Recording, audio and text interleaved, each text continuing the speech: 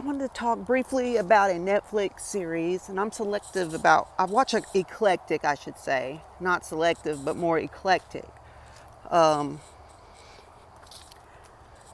style of shows on Netflix. I can watch anything from period, what they call a period drama in foreign language, like as in French, Spanish, English, Korean, whatever, and telenovelas, documentaries, and this show that I happened upon about a month ago called Maid. And the feelings it stirred up in me is kind of what led me to go ahead and post the testimony videos, because it stirred up emotions and feelings and memories from the time when I was young, like the woman, the main character, going through domestic abuse. And even though my situation was not the same exact situation, those same feelings that this young woman, Andie MacDowell plays the woman's mother, and the daughter is actually Andie MacDowell's daughter. Great actresses, both of them. And this young woman portrayed the emotions in her face so well. They like literally, I could relate so much to the fear, the isolation, the pain, the how am I going to take care of my kid? How am I going to take care of myself? What am I going to do? Kind of feelings that this young woman was going through. And towards the end of the series, as what happens a lot of time in abusive relationships, the woman or the man, depending on the situation, goes back into the relationship with the abuser, and kind of because they think they've changed, and they may have changed briefly, but things tend to go back the way they were. In the last few episodes, that kind of, and I don't want to give away this show, but it's really worth watching. They portrayed her in a scene where she was depressed and didn't move hardly from the couch, and it was like the couch, there was a visual of the couch just like swallowing her, and she's at the bottom of this pit, and getting out of the pit is so almost impossible because you feel like there's nowhere you can go. You're just stuck.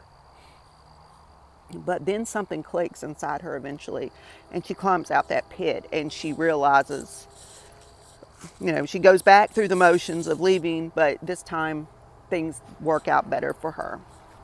So when I watched those scenes in those last few episodes, I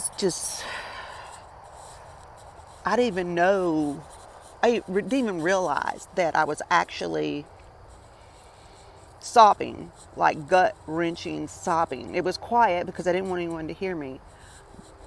But I felt that pain, that hopeless feeling that just welled up, that I've buried over the years because it was too painful to deal with, and I had to deal with other things like life and jobs and kids.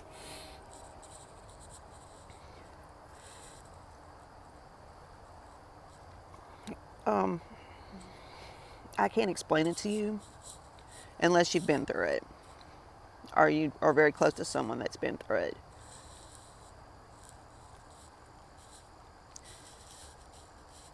As I've said in past videos, if you know someone, if you are someone that is in a domestic abuse situation, verbal, physical, mental, financial abuse, they kind of all run together.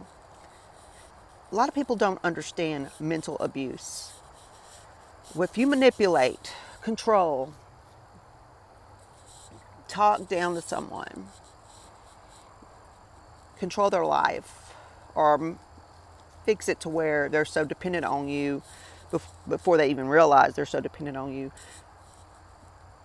then you are abusing someone in a mental, mind game, financial, plays in, kind of way. Intimidation, the threat of the possibility of getting screamed at, things thrown at. All these things.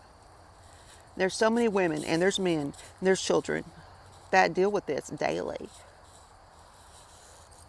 And, some cannot get out of the situation because financially there's nowhere to go, and I've been there. Or maybe there's family that's not going to support you or incapable of supporting you. There are shelters out there. A lot of women go to these shelters and they leave, they end up back with the abuser. It's a cycle. And the woman has to make that final decision and just to not go back. Or the man, if he's the one, the reverse situation. And it does occur. Not as often, I don't think, but it does occur. There are plenty of places to look up online that you can go to. Watch this movie, this series, if you have Netflix. It's called Maid. Simply called Maid. If you want to help someone, but you don't know how, volunteer. Volunteer at a shelter. Shelters, domestic violence shelters need a lot of things: clothes, food, financial support. So every parish has one, every county has one. Bigger cities probably have more than one, and they're all strained, especially with COVID restrictions probably making things more strained. Then do something to help. There are women all over the world that suffer from this.